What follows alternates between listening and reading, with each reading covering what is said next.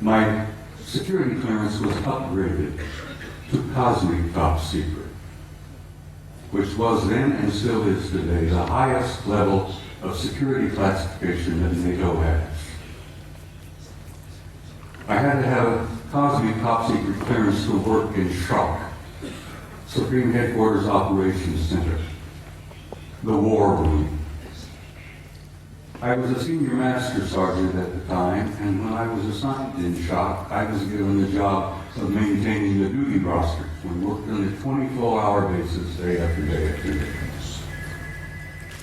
And I was given the job of running the duty rosters, and I worked in SHARC. And back in those days, let me tell you, the war rooms were somewhat primitive. You've seen pictures today, I'm sure, of the control centers of most major installations like SAC in Colorado Springs. Everything is electronic. Everything is demonstrated on the wall, extensions just like this beautiful stuff here. Back in those days, we had teletype, we had field telephones, and if we wanted something on the display, we had to go up and take a pin and put it on the wall and show the controllers where this division was, where that Soviet regiment was, and so on and so on. Very primitive. When I arrived in the summer of 1963, I heard rumors about a study that was underway.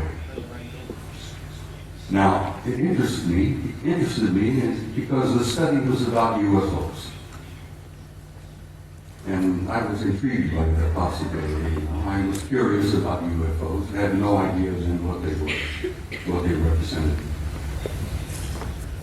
But we used to discuss this in SHARC, in the war room. The study was underway. What was it about? What happened? Well, it appears that on the morning of the 2nd of February, 1961, World War III almost began. And it was involved in the flyover of large numbers of circular metallic craft, flying in formations, very obviously under intelligent control. And they would fly out of the Soviet sector in the Warsaw Pact toward the west, in formation, at a high rate of speed, at a very high altitude. And they would turn north over the English Channel, over the southern coast of England, and then they would disappear off of NATO radar over the Norwegian Sea. On that morning of 2nd February 1961, World War III almost began. The Soviets went on red alert. The NATO forces went on red alert. Everybody was, fingers on their triggers, thumbs poised above those red buttons. And World War III was just moments away. Within 20 minutes, it was all over. The objects flew, turned north, disappeared off radar. It was all over. After this event occurred, a British Air Marshal by the name of Sir Thomas Pike, who was a Deputy Supreme Allied Commander in Europe at that time. He was the deputy to my boss, General Lyman Wendlisser, an American four-star general who was known as SACEUR, Supreme Allied Commander in Europe. Air Marshal Pike says, "I've had enough of this. These objects have been showing up regularly from time to time. And as I said, they almost triggered a war." Air Marshal Pike said, "We're going to have to come to terms and find out what the hell's going on here. I want to know." So he began a study. He initiated a study in SHAPE headquarters that was to last 3 years. They published it and they issued it in the summer of 1964 while I was there working in the war room. They titled it An Assessment, an evaluation of a possible military threat to Allied forces in Europe. So it had from a title, just couldn't learn very much about that.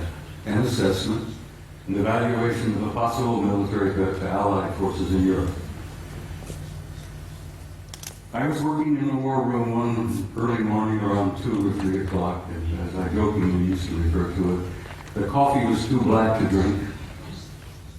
We read all the newspapers, magazines. Many of you have heard military life is about 99% boredom, broken up with 1% of sheer terror. And that's the way it used to be, and that's the way it probably is used today. I'm sitting there nodding off, and this American Air Force full colonel looked at me and he says, "Wake up." He went over to the vault. The vault, the shop, was a walk-in safe. We opened the door and walked in, and we got classified documents in there. The colonel went over to the vault, the file, and pulled out this document and threw it on my desk, and he says, "Read that, that'll wake you up." Ladies and gentlemen, my life changed. I opened the first page and I couldn't put it down. I read and read and read, and I read it every time I was on duty in the war room. I was shocked, I was stunned by the implications of what I read in that study. And as I said, my life has never been ever quite the same.